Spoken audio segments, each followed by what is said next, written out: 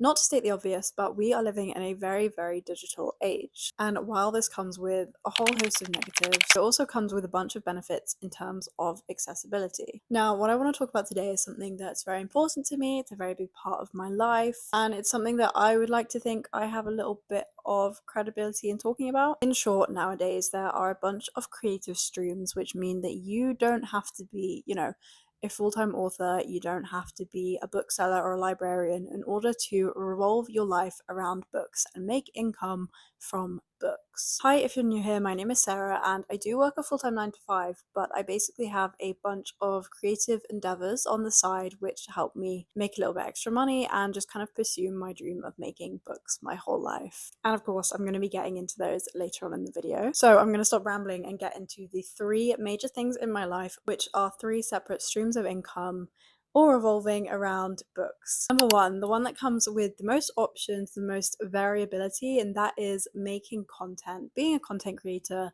and revolving your platform and your brand around books. Just like any other niche, there is a huge space for books on the internet. If you've clicked on this video, you've most definitely heard of Book Talk, but it's the same on Instagram, it's the same on YouTube, Bookstagram, Booktube, all of which are spaces that I've been a part of for a very, very long time now. I'm 22 and I started kind of integrating myself onto those platforms at around 17, 18. So yeah, about 4 or 5 years now. And within this content creator space, there are 4 major income streams. One of them kind of isn't an income stream, we'll get onto that in a bit, which you can kind of delve into. The more you grow your platform, the more you grow your personal brand. And I say that because I would like to preface this by saying, no, of course you can't just kind of create an account today and expect that tomorrow you're going to be a famous content creator, completely self-sufficient and only relying on their platform, making money.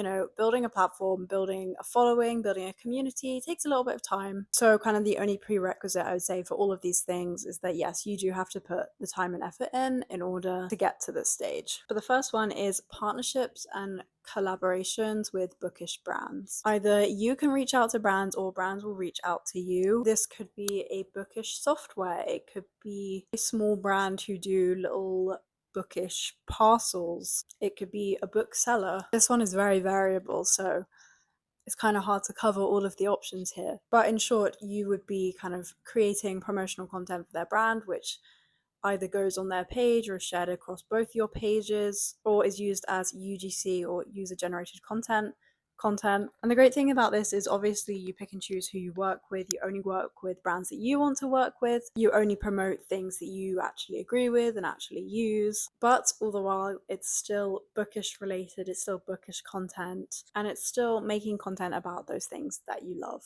The second thing is through affiliate schemes. I'm possibly not the best person to talk about this because while I'm technically on a bunch of affiliate schemes, I am not really on top of kind of using them to their full capabilities. Effectively, how affiliate schemes work though is, again, it's working with brands and you'll have either affiliate links or you'll have like discount codes in which if other people use your discount codes or use your links, you will get a commission paid through that brand for basically encouraging people to buy a certain product or use their software or use their brand. The third thing is if you reach a certain point of viewership, you can be making money through monetized watch hours. I don't know if that's a thing on Instagram, but I know that it is a thing on TikTok. I think it's called the Creator Fund, maybe. And obviously on YouTube, you can just be monetized. And then the fourth thing, which I said is kind of not an income stream because it isn't an income stream, but it's kind of something additional, a little bonus thing, and that is bookish PR. For example, I'm part of the Bloomsbury Creator Circle, in which every month you can request, and I think it's advanced reader copies mostly, or maybe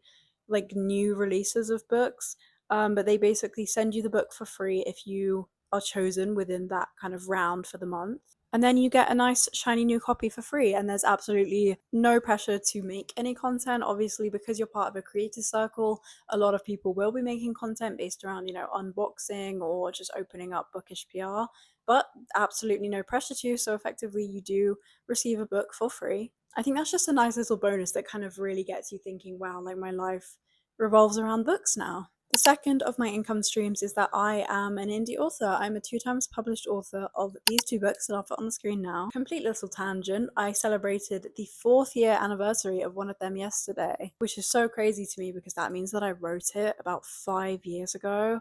But I still remember so vividly writing that, and that's just all. Oh, it's just insane. It's just insane. But anyway, back on topic. This is another place where the accessibility aspect of this whole video definitely comes into play. Basically, I self-publish, so I consider myself an indie author, and I actually never wanted to go down the traditional publishing route. But either way, whether you decide to traditionally publish but don't land an agent and use it as a fallback, whether you just go straight into self-publishing, whether you do something completely different that I can't think of right now, self-publishing is so accessible nowadays. And I don't want to say anyone can do it because it does require a certain level of skills to get your book out in the world, but it obviously doesn't involve getting an agent and then landing a book deal, all of that time and effort, etc., etc. It is all very much just fueled by you. It's all very self-sufficient. But anyway, you're probably wondering, how do you actually make money from this? Well, number one, the main thing obviously is you get royalties from KDP, which is effectively if someone buys your book, you get a certain percentage of the amount that they paid. I think this one's pretty simple to explain. But there are a couple of other things, I guess, that some people don't necessarily think about when they go down the self-publishing route. Sorry, I've just realized I've been staring off the screen. It's because I'm staring at the copies of my book that are sat on my desk, which I definitely could have just picked up and brought over here, but we're going to go with the pictures on screen thing. The first one of these is that you can sell some copies of your book to your local independent bookstores. Obviously, this is very dependent on the bookstores. A lot of places will not just accept you kind of walking into the store being like, can you sell these for me? But some places will. I actually am very lucky to have 2 nearby where I live right now, which do this, and one of them even does like author events for indie authors, so I should definitely get onto contacting them, but it just hasn't come up yet. And the second thing is that you can use other platforms. For example, Etsy is a great example, to sell signed copies of your book, to sell little merch around your book, to sell bookmarks related to your book, all of that jazz. I actually don't really do any of this myself. I've done a couple of signed copy giveaways and sold a couple of signed copies before. But the reason I bring up the whole merch thing is because I have a couple of indie author friends who do this, and they do this very effectively, actually. Not only is it another way to kind of display your creativity, but it's just another income stream relating to books and relating to the books that you've written, which is just really cool. Now, this isn't going to be my third and final point because I do have an honorable mention at the end, but my third income stream is that I am a freelance book editor. And I say book editor to encompass the fact that I do developmental editing, I do line editing, and I do copy editing, all as 3 separate gigs. But it's just easier right now to kind of encompass it all by saying I'm a book editor.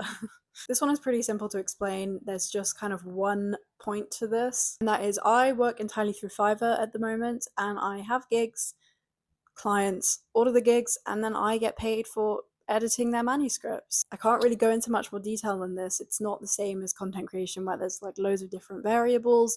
It's literally just someone orders the gig, I complete the gig, I get paid for the gig, and that's all there is to it. But kind of the main way that I did was through the fact that I had a social platform in which to kind of promote myself and market the fact that I wanted to get into freelance editing. So everything does end up kind of circling back to that content creation aspect of the whole bookish world. But the main point that I would like to make about freelance editing is I think it's kind of the one out of these 3 which is the most forgotten. If you have an English degree, if you have any editing experience, or just if you think that you have a knack for editing, a knack for proofreading, anything like that, you can 100% get into freelance editing. Now, I promised an honorable mention, so here it is. The last income stream in my life that kind of relates to books, or at the very least it kind of stemmed from having a love of books, is my day job. My 9 to 5. The way that my career has gone, it's kind of swayed away from books, so I won't go into talking about my specific job too much. I don't really like to do that anyway. If you have a passion for books that you can demonstrate, or you have some sort of portfolio, or you have some sort of, I don't know, tangible evidence in any sort of way that makes your passion for books interesting to recruiters, it is 100% a talking point, and it's definitely something not to neglect. There are lots of jobs and opportunities and internships and volunteering that will will be really interested to see that you have a love for books. I just think it's really worth mentioning that there are still jobs as booksellers. There are still jobs in Waterstones and the works.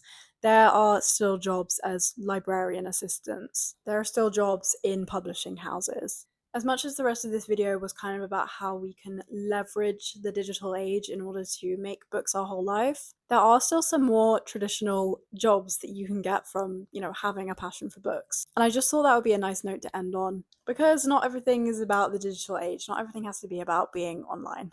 So that's going to be it for today's video. I'm aware I didn't really go into too much detail about any of the kind of individual income streams, so if you do have any questions or want me to make another whole video about either one of them, drop me a comment down below and I'll be sure to get onto that. But I hope you could learn something or at least took something away from this video. Thank you for watching and I'll see you in my next video.